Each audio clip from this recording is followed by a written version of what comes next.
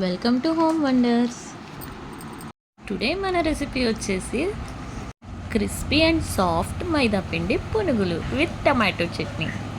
ముందుగా ఒక గిన్నె తీసుకొని అందులో ఒక కప్పు పెరుగు వేయండి. అందులో కొంచెం సాల్ట్, బేకింగ్ సోడా వేసుకోండి. వేసి బాగా కలపండి.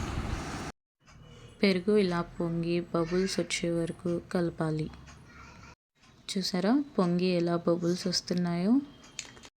మైదా పిండితో పునుగులు వేసి వేసి సరిగ్గా రాక అలసిపోయారా? అయితే ఒకసారి ఇలా ట్రై చేయండి, చాలా బాగా కుదురుతాయి. మీరు వేసే ఈ టేస్టీ పునుగులకి ఇంట్లో అందరూ ఫ్యాన్స్ అయిపోవడం పక్కా.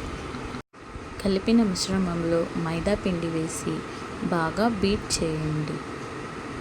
ఒకటి బాగా గుర్తుపెట్టుకోండి, మీరు కలిపే విధానాన్ని బట్టే పునుగులు బాగా పొంగుతాయని. సరిపడా వాటర్ వేసి చేతితో బాగా బీట్ చేస్తూ కలుపుకోండి. 5 మినిట్స్ బీట్ చేస్తూ బాగా స్మూత్గా కలుపుకోవాలి. ఈ విధంగా ఆ పిండిలో బబుల్స్ వచ్చి స్మూత్గా అవ్వాలి.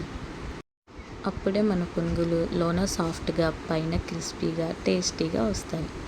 పొయ్యి మీద ఒక కడాయి పెట్టుకొని అందులో ఆయిల్ వేసుకోండి. మనం కలిపి పెట్టుకున్న పిండి 10 మినిట్స్ నానే వరకు ఈజీ అండ్ టేస్టీ టమాటో చట్నీని చేసుకుందాం.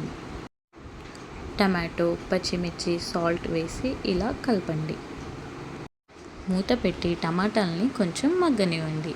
ఈ విధంగా మగ్గాక స్టవ్ ఆఫ్ చేసేసి ఒక మిక్సీ జార్లో వేసుకొని ఫైన్గా పేస్ట్ చేసుకోవాలి. ఈ చట్నీని మరికొంచెం టేస్టీగా చేసుకోవడానికి పోపు పెట్టుకుందాం. కరివేపాకు, తాలింపు గింజలు, జీలకర్ర, ఎండుమిర్చి, ఆయిల్ వేసి ఇలా ఫ్రై అయ్యాక మనం మిక్సీ పట్టిన చట్నీని ఇందులో వేసుకోవాలి. అంటే tasty and easy chutney ready. మనం కలిపిన పిండిని తీసుకొని ఒకసారి బాగా కలుపుకొని పొయ్యి మీద ఆయిల్ పెట్టి హీట్ అయ్యాక చిన్న చిన్నగా పునుగుల్లా వేసుకోవాలి. ఫ్లేమ్ హైలోనే పెట్టుకోండి, అప్పుడే పునుగులు త్వరగా పొంగుతాయి. ఇలా ఒక్కొక్కటిగా అన్నీ వేసుకోవాలి. గరిటెతో కలుపుతూ 2 సైడ్స్ బాగా ఫ్రై చేసుకోవాలి. చూసారా, ఈ విధంగా బాగా పొంగుతూ పైకి వస్తాయి. అలా కాల్చుకొని టిష్యూ పేపర్స్ వేసుకున్న ఒక ప్లేట్లో తీసుకోవాలి.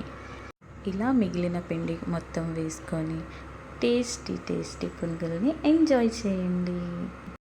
ఈ పునుగుల్లో టమాటా చట్నీ కాంబినేషన్ చాలా బాగుంటుందండి. మీరు కూడా తప్పకుండా ఒకసారి ట్రై చేసి ఎలా వచ్చిందో కామెంట్ బాక్స్లో కామెంట్ చేయండి. Thanks for watching. Please like, share and subscribe.